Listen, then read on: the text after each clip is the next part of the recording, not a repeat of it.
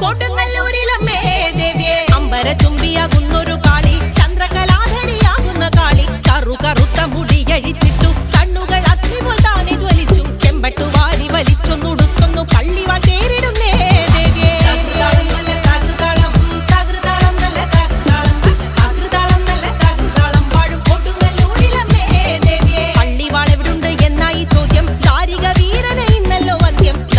കൈലാസനാഥൻ പറഞ്ഞു ആളെ വിഴുങ്ങുന്ന കുട്ടി പിശാച് പള്ളിവാളിൽ നിന്നു കാവല നിത്യമിരിക്കുന്നു ഭദ്രകാളി ദേവി